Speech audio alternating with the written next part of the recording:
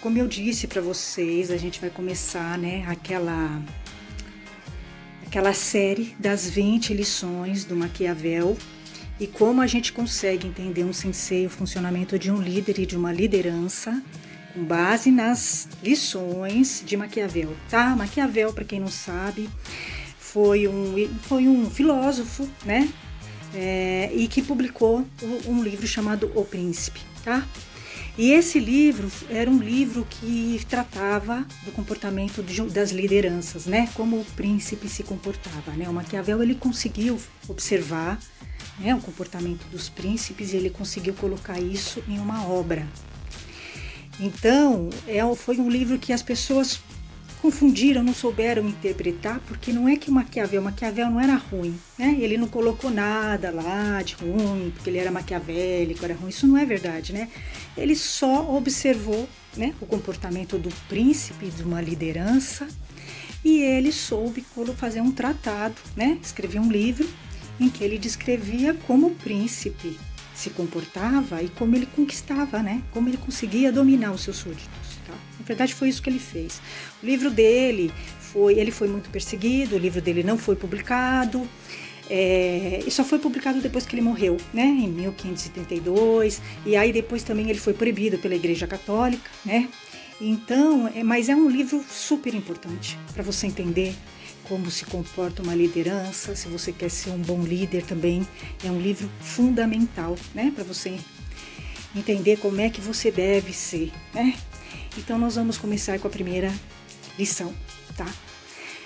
A primeira lição é o seguinte, parece uma coisa muito simples, mas não é. A primeira lição é o seguinte, você tem que ver as coisas exatamente do jeito que elas são. Não é fácil fazer isso, porque a gente costuma idealizar. Quando a gente vê uma coisa, a gente costuma idealizar, porque às vezes a gente não quer ver as coisas como elas são. E é por isso que a gente não consegue ser uma boa liderança, e é por isso que a gente não consegue alcançar o poder. Por isso que a gente não consegue, porque a gente idealiza. E entre o dever ser e o ser existe uma grande distância, né? Dever ser é uma coisa, deveria ser é diferente de ser. Existe uma grande distância, né? Então, a primeira lição é você olhar para as coisas e tentar tirar, né, a imaginação, a idealização. Não é fácil. É um treino que você tem que fazer. Você tem que ver as coisas exatamente como elas são, sem colocar juízos de valor, o que é muito difícil, né? Porque a gente tem o hábito de colocar valores, isso é bom, isso é ruim. Então, o que o líder tem que ter? O líder, ele tem que olhar para um objetivo, para algo, e ele não pode pensar se aquilo é bom ou ruim, porque as coisas são relativas, né? Aquilo pode ser bom naquele momento, no outro momento vai ser ruim. Se você colocar juízos de valor nas coisas, você não consegue fazer as coisas. Você não consegue ser um bom líder, tá? Então, agora eu vou levar isso um pouquinho pro dojo, tá? É até um pouco difícil para mim falar isso, porque eu tenho essa certa dificuldade, né, de ver as coisas como elas são. Todos nós temos, a gente coloca nas coisas, nas situações e nas pessoas o que a gente gostaria que elas fossem. Então, isso cria uma névoa, né, no que a gente vê. A gente não consegue ver exatamente a coisa como ela é. E outra, a gente coloca juízo de valor. Ah, isso é bom, isso é ruim. Não, as coisas são relativas, né? Não existe algo é bom ou ruim. Depende da situação. Para uma situação pode ser bom, para outra pode ser ruim, né? Depende. Então é isso que a gente tem que ver. Eu vou levar isso um pouquinho, vou tentar levar isso um pouco para o relacionamento com o sensei. Bom, o que eu observei, né, quando eu estive esses anos todos nas artes marciais, é que é o seguinte, o sensei, ele gosta de ser adulado.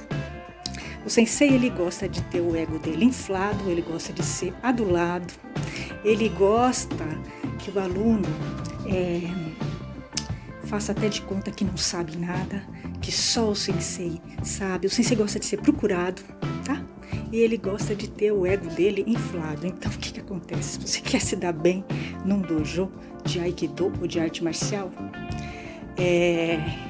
Não veja essa possibilidade de ter que adular o sensei, digamos, elogiar o sensei, fazer pergunta para o sensei, né? Como uma coisa boa ou ruim. Veja isso como uma possibilidade de você ganhar pontos com ele e você ficar bem, tá? Então, essa é uma maneira de você se dar bem no dojo de arte marcial, tá? Tô dando um exemplo, porque o problema é o seguinte, a gente não faz isso porque a gente fala, não é possível, né?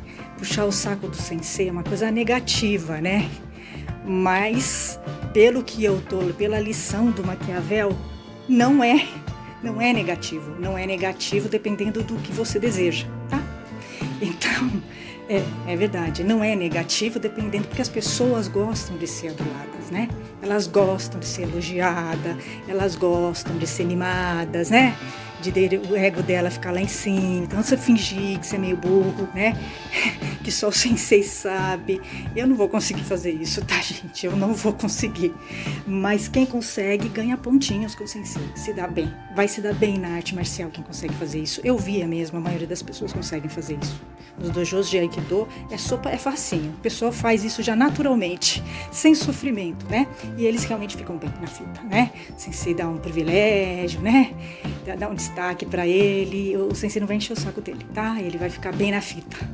Então, é mais ou menos assim, tá? É mais ou menos assim. Você vê realmente as coisas como são. Ver as coisas como são é o quê? Ver o que o sensei gosta de ser adulado.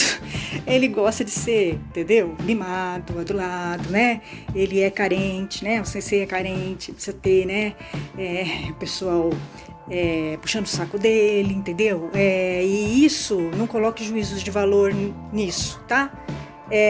Ele é assim, né? Ele é assim. Ele tem essa necessidade, tá? Essa necessidade de se sentir no poder, né? Então, uma maneira de você se dar bem com o sensei, e eu realmente vi as pessoas que se dão bem com senseis de Aikido, mestres de capoeira, professores no geral, são as pessoas que puxam o saco, que adulam ele. Eu vi isso, tá? Eles gostam mesmo, né? Eles gostam, eles não vão te incomodar. Você vai ficar bem na fita, tá? Você vai ter uma posição privilegiada. Se isso é bom ou não, né? Aí você vai entrar com juízos de valor, né? Então, mas se você quer conseguir poder, né, com o sensei, e se você quer ser um líder, né, de poder, você não vai poder colocar juízos de valor nas coisas que você faz, né? Você vai ter que entender que tem momentos que você vai ter que fazer determinadas coisas que pode esbarrar em valores seus, né? Mas que naquele momento é interessante fazer isso, né? E em outros momentos é interessante fazer uma outra coisa, tá? Você não vai poder colocar juízos de valor se você quer ser um líder, tá? Se você quer ser um líder, você não pode, você tem que ter esse desprendimento, tem que ser flexível. O bom líder, ele é flexível, ele não é preso a crenças, né? A crenças, a valores, ele não pode ser, tá? Ele não pode. E se você quer se dar bem, né, com o sensei, é isso. E fazer o jogo político com as pessoas do dojo, né? Fazer o jogo político. As pessoas gostam de ser elogiadas. Elas gostam que você massageie o ego delas, né? Elas gostam, mesmo que você não sinta vontade e não pense, as pessoas gostam disso. Então você ganha pontos quando você elogia uma pessoa, quando você, sei lá, né? Faz um elogio, né?